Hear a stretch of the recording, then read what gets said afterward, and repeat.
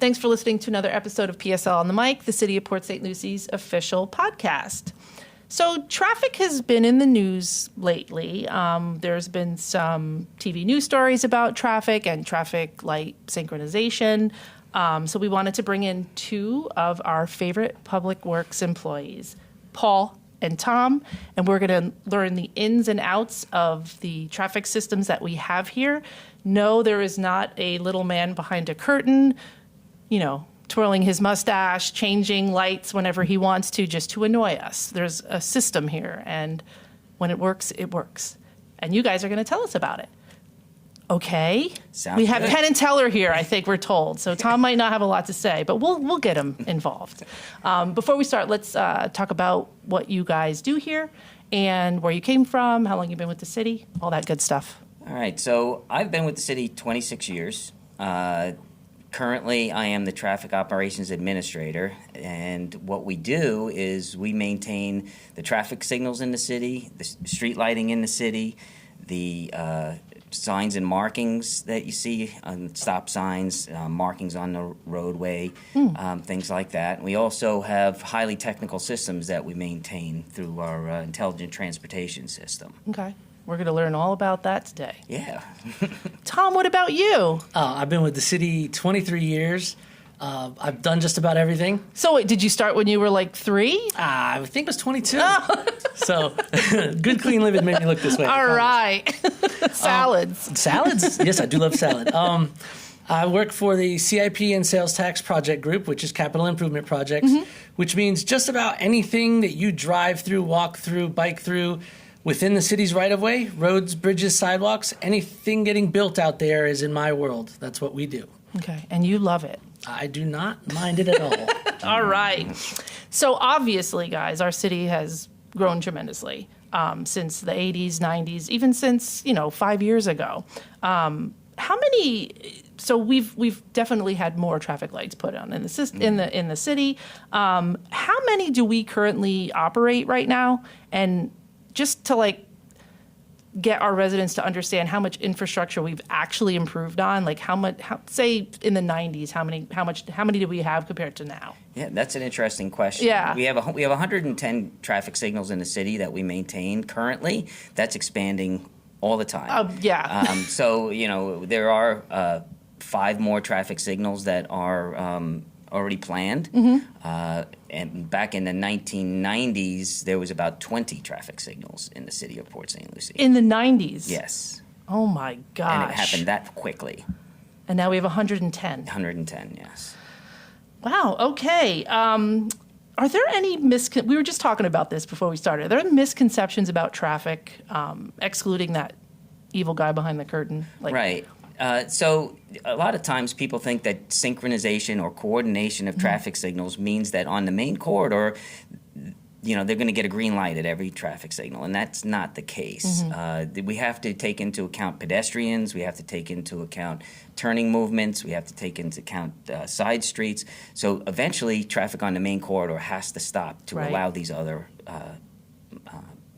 your road users to be able to get through the intersections. So let's talk about that highly intricate system we have. Like Meta and Facebook, my colleague told me there's an algorithm to it, so that should be super fun. That's correct. We do have a system that uses an algorithm, but we also have many signals that don't. Many signals have set timings associated with them. Where would those be?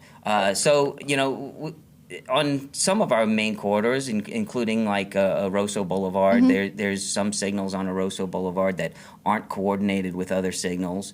They run free, which means that they run on detection only. So when a vehicle pulls up, it sends a call into the cabinet and allows those folks to get through the intersection. And those are the cabinets, they're just like on the side of the road, right? Exactly. The little boxes and stuff? Right. So, yeah, there's the boxes on the side of the road that have the controllers in them and safety features that don't allow 2 opposing phases to come up at the same time, which would be a bad thing, right? Right.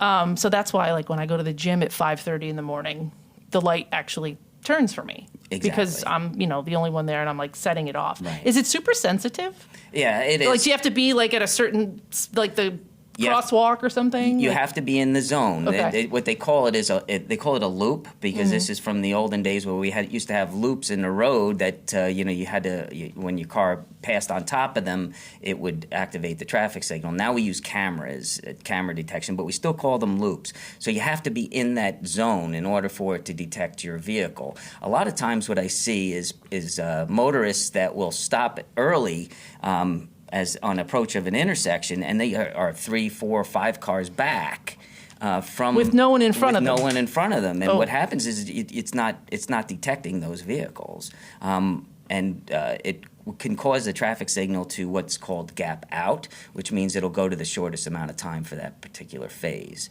So if you're not in that zone, and you could cause the traffic signal to go red prematurely. Okay.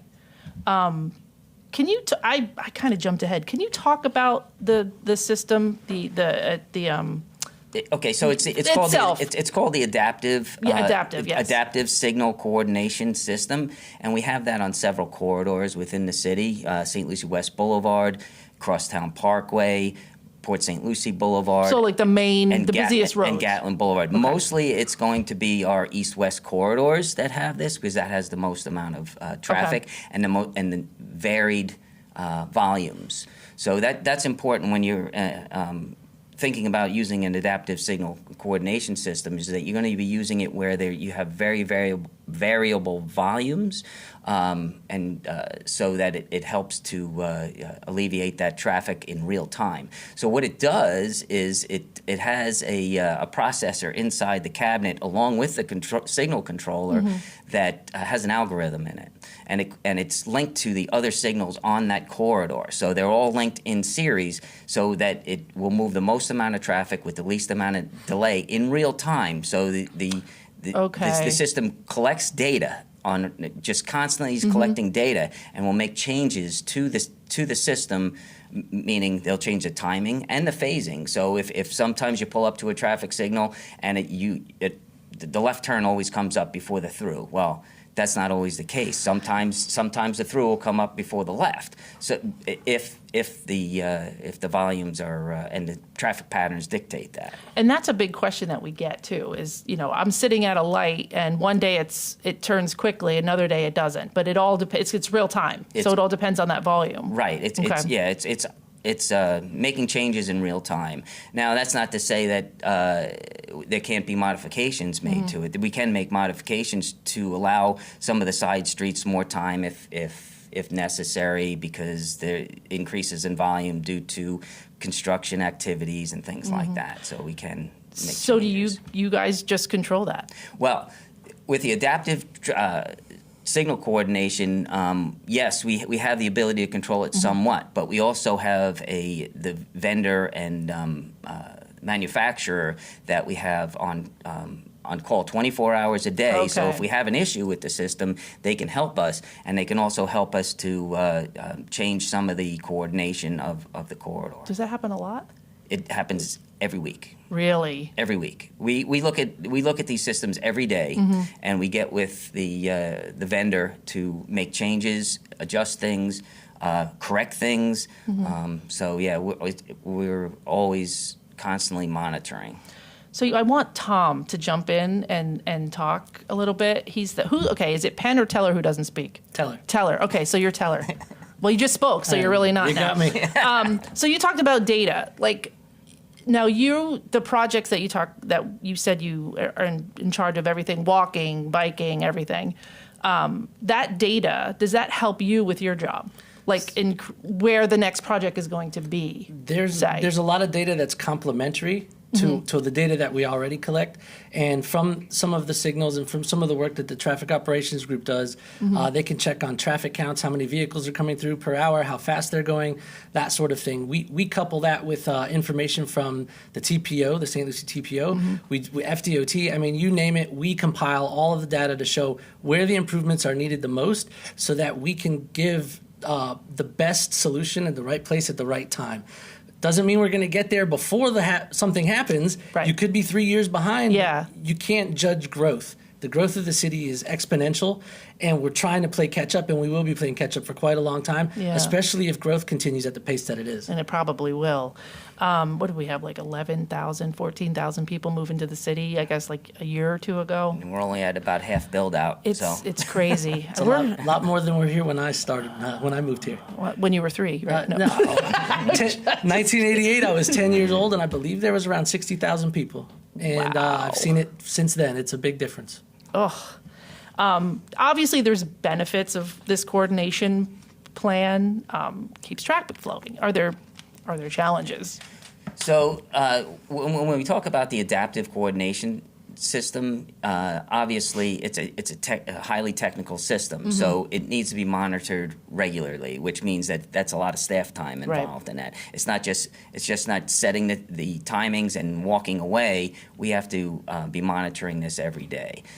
So that's of course that's a challenge, right? But the benefits, like St. Lucie West Boulevard, what we saw on St. Lucie West Boulevard when we installed the adaptive signal coordination system, we had a 40% decrease in delays on that corridor. So it's a huge benefit. And Wow. with St. Lucie West Boulevard, it was even more of a benefit there because of the highly variable volumes we have out there. We have schools out there. We have the bus depots out there. We have lots and lots of restaurants and businesses Met out Stadium. there.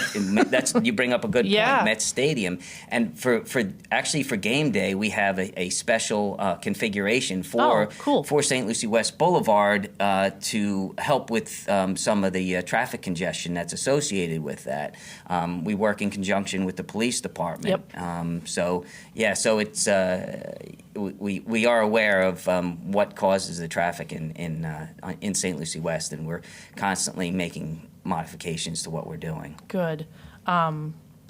So I think you already touched on this, but are there any circumstances where you would have to stay at a light longer than another time? Oh, there's lots of reasons for that, Yeah. and some of those reasons include pedestrian crossings. Okay, so if a pedestrian pushes the activator on the side, the button that's there, Yeah. it sends a signal into the cabinet. And it has to allow enough time for that pedestrian to cross, which is 3.5 feet per second. So Depending on how long the area is. and depending on Okay. how long it is. So you have to allow for that. So that's gonna increase the amount of time that a particular phase may have to remain red. The other things that could cause that was traffic signal preemption for emergency vehicles. Right. So Oh, yeah, I we didn't think about just that. started installing that in the city of Port St. Lucie. St. Lucie County already has it for all of their traffic signals, and the city is in the process of installing it as well. So we're in the process. We don't have any. We do. Quite- We have about 23 traffic Oh, signals okay. right now that have preemption, and we're increasing that every day. Okay, good. That's important. Yes. Are there any coordination projects underway now, like that you guys can talk about? Yeah, sure. Actually, it's interesting because I just had a meeting about this today with an engineering firm, and we're working on Becker Road, and it's going to be a conventional coordination plan. We talked about the adaptive signal coordination plan. Yeah. Well, out on Becker Road, it's you can really determine what times are going to be busy out there because people are going to 95 or they're going to the Turnpike. Right. So there's not a lot of businesses out there and things like that. So the adaptive coordination system wouldn't be applicable out there. It wouldn't be beneficial out there. So what we're doing is we're coming up with a conventional coordination plan, which is based on speed, distance, and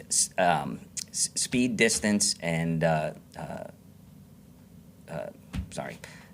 Anyways, it's speed, distance, and Something else. Yeah. I lost my train of thought. You'll remember Yeah, after yeah. we're finished. But anyway, yeah. So it's a conventional. It's a conventional plan. one, So okay. it's a set plan. So at a certain time of the day, it's going to allow vehicles to move through the corridor in groups, what we call platoons, so that it can move the most amount of vehicles with the least amount of delay. So Okay. yeah. That's so because there's a lot of there aren't a lot of businesses on that road, like you said. But I know there's like the Wawa now, Yeah. and they're building houses. on that road and on the side streets. So And the big thing is, Becker Road connects to Village Parkway, and now it connects all the way out to Range Line Road. Yep. So we're going to see a lot more traffic on that roadway, but it is going to be something that we can predict. It's predictable. It's predictable volumes because certain times of the day people are going to work, right, or taking their kids to school and things like that. Anything in the works for you, Tom? Like St. Lucie West, is anything? That's the biggest grievance I see, is that I hit every light in St. Lucie West. Is that true? Can that happen? It can happen, and there's many reasons why it can happen. One of the reasons it can happen is I touched on it a little bit earlier when I was talking about the conventional coordination plans, is that the system, even the adaptive system, is trying to platoon vehicles. It's trying to group vehicles together. Now, if you're in the beginning of that platoon, it's trying to get vehicles into that platoon. So you may have to wait until the other vehicles behind you catch up. Oh my God, that's so confusing. I'm glad you guys are doing it. No, exactly, and there's a lot to it. Yeah. So, and that's the thing, is that's why out in St. Lucie West, the adaptive signal coordination system works better than in most places, because you have vehicles entering from many different areas. All the developments out there too, and the restaurants. Yeah, and all the driveways and everything. So, are there any projects out there? Yeah, that we're working on? Yeah, so currently we are in the beginning phases of a feasibility study, because we, as human beings and as residents, we drive out there and we go, we should add more lanes. That'll fix the problem. Well, we want to make sure. But will it? Yeah. Right. We want to make sure that it will fix the problem and that we only do it one time. We don't want to have to go out and do a little bit of a thing to come back again in 10 years and do more of a thing because the costs get higher. Right. So the study will show, hey, yes, you can have additional lanes. It will help you with safety. It'll help you with traffic. It'll help you with congestion. But also, should you have turn lanes? Do you need any additional lights? Should you change the speed limit? All of these things are viewed, all of the schools, all the timing from the hospitals, the baseball game, you name it, all the data gets put together. Or data, gets put data, tomato. It all gets put together to show this is the right solution for the right place at the right time and for the future. And that's one thing that we're doing now all throughout the city, is looking 50 years into the future. Yeah. Yes, things are going to cost a lot of money to build, but it's going to cost a lot more in 50 years. When's the last time you saw something drop in price? Things do not go down once they go up. For some reason, it just doesn't work that way. So we try to get the best bang for our buck up front. So yes, we're in the feasibility study phase. We're pretty sure it's going to need 6 lanes. But one thing that people should understand is when you add lanes, you bring traffic. Think about all the highways in California. Just watch the news or watch a movie. If you add 6 lanes, you're going to fill up 6 lanes of traffic. So we want to be responsible and move traffic the safest we can and do the best thing we can with our tax dollars. Right. And do you have to work with FDOT? The state sometimes, it's not just city. I mean, that's what's happening with the boulevard right now, too, is like there's a lot of FDOT issues or not TPO, I guess, and city. So you're dealing with that all the time, too. It's not just us. Sure. Yeah. A lot of the time, we don't have the funding to do a lot of these big projects. So we go to the state for grants. And we've been very lucky. The state has been very receptive to us. We get a lot of grants. It's something that we're really proud of. Yeah. All throughout the city is grant funding. Yep. But when you do involve the outside entity, FDOT or FHWA from the federal level, you add a lot of complexity to the projects. You add a lot of oversight. These things can make projects go a little longer, just a lot of extra steps. It's not a bad thing at all, because again, we don't have the funds to do the work, so it's a great partnership, and we're really happy to have that. Yeah, we get those grants. We did a podcast on that. We got $50 million in grants throughout the whole city 2 years ago. It's great. It's great. And FDOT, we have 2 roadways in the city of Port St. Lucie that are state-owned, right? So we have US 1 and we have Port St. Lucie Boulevard. Well, the state has helped us in the past with creating those conventional coordination plans that I talked about. Yep. So and we're working on many different aspects as far as traffic goes with the state. It's big teamwork. Yeah. Is there maintenance to these? So all this equipment? Oh yes, and that's we do have a team put together for maintaining the traffic signals themselves. That's our traffic signal technicians. But we also have another team called our Intelligent Transportation System team. Both of those teams work in coordination to monitor and take care of any maintenance that's needed. One of the things that we talked about earlier was our detection system. Our detection system is all camera based now. So those cameras need to be cleaned like any other lens. They need to be cleaned, and they need to be cleaned every 3 to 4 months. So they can work properly. Right. Yeah. So you think you have 4 cameras at every intersection, and then you have 110 traffic signals. Right. So we actually have a continuing services contract that actually we pay them to clean our cameras for us. Okay, good. So there's not a little sensor in the ground? It's a camera. Not anymore. Yeah. But there were sensors in the ground. Yes. I would get yelled at constantly all the time. Move closer to the sensor. Well, Right. And there's many different ways to detect vehicles at the intersection. They've had these what they call pucks. They put them in. Oh, yeah. So they can detect vehicles there. And then we had what they call induction loops, which are basically wires in the pavement that they cut into the pavement that detect vehicles. You can as well. see those, right? You Yeah, can see those. yeah. Yes. That's what I remember seeing. And you may still see some around the city, but they're not being utilized because we have the camera detection now. What about distracted drivers? Like, if someone's I guess you can look at your phone when you're at a stoplight or something. You shouldn't be doing it, but someone's sitting there and there's horns beeping. Does that mess up the timing? Oh, absolutely. Because they're not leaving when they should be. Right. With regular timing plans that are set in place, and we talked about the signals running free. There's a max and a min time. So if you're distracted and you're looking at your phone and things like that, and the traffic in front of you goes through the traffic signal, and you're still sitting there, the traffic signal doesn't see you moving. It goes to the minimum and doesn't allow it. And that happens even more so with the adaptive signal coordination because it wants to go to red as soon as it can so it can serve another phase.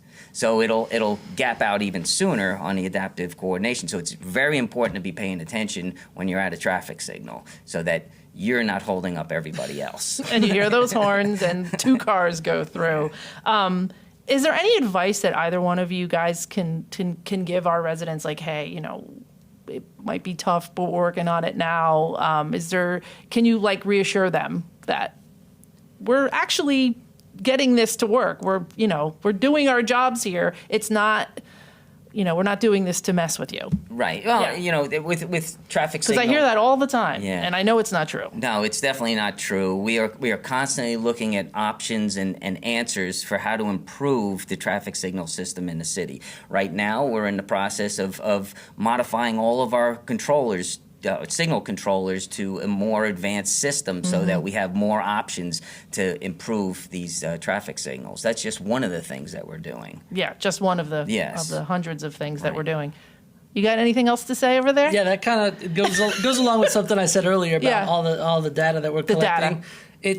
His is for the traffic signal. Ours is for traffic signals, but we're also doing it for the roads, for the modifications, for you name it. It is all being worked on. But again, when you have growth that outpaces funding, this is kind of where we're at, and how the city was originally designed and built by General Development Corporation. We are really doing the best that we can with what we have, and we're constantly trying to improve and constantly searching for those grants and extra dollars to keep things moving. And that's why I brought that up at the beginning. I wanted that comparison about even the 90s. You said there were 22? It was about roughly 20 traffic signals, and now we have 110. That's insane to me. That's what, 30 years ago? Oh my gosh, really? It's 30 years ago. But still, now we have 110. There were 20 back in the 90s. We are improving infrastructure every year as best we can with what we have, exactly. We weren't given much at the beginning to start with.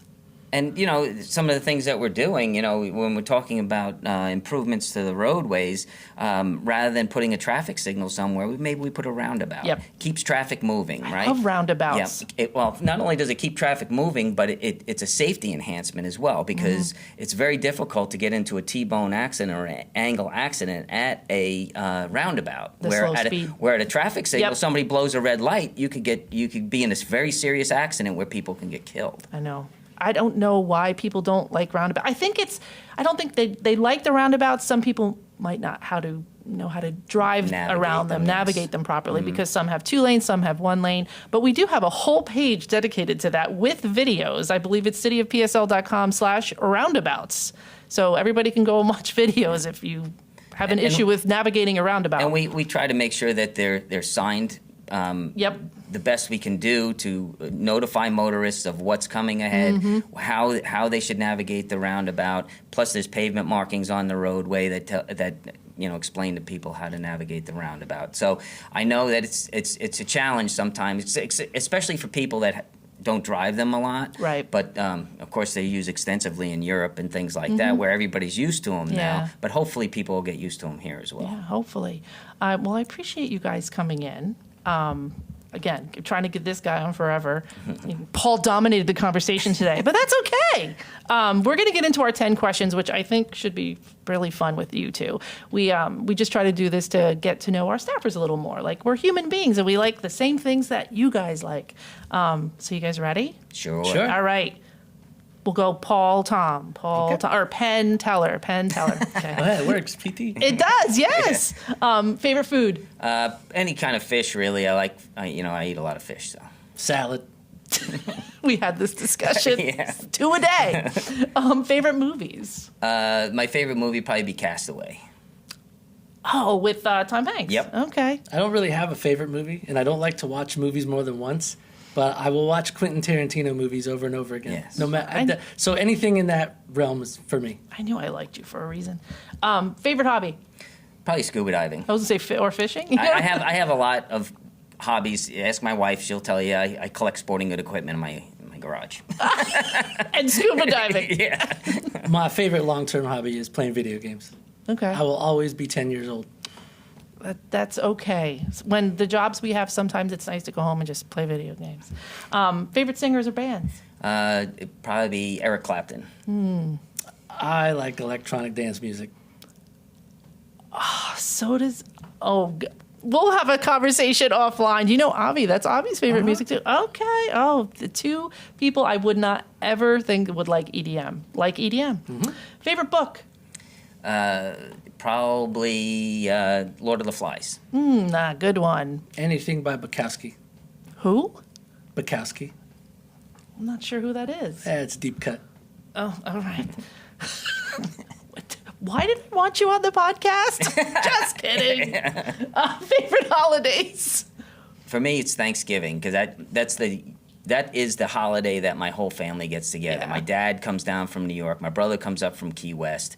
So yeah, it's great. My kids come to see me. So yeah. That's nice. My favorite holidays are federal holidays. So all of them. Most of them. I like any time that I can almost not think about work. Almost. I like that. You're the first person that's answered it that particular way. Favorite places to visit? Key West, because that's where my brother is. It's a good place. Where's your favorite place? Port St. Lucie? Anywhere but here. Okay. I'm here 7 days a week, 24 hours And a day. you grew up here. So, and I grew up yeah. here, so anytime I can get out of town, I mean, even if it's going to Stewart. Hobe Sound, if I can go to Jupiter, if I can, or across the country, it's nice to get away from where you work and live, just to see something different. It sure is. I agree. Favorite dessert? Apple pie.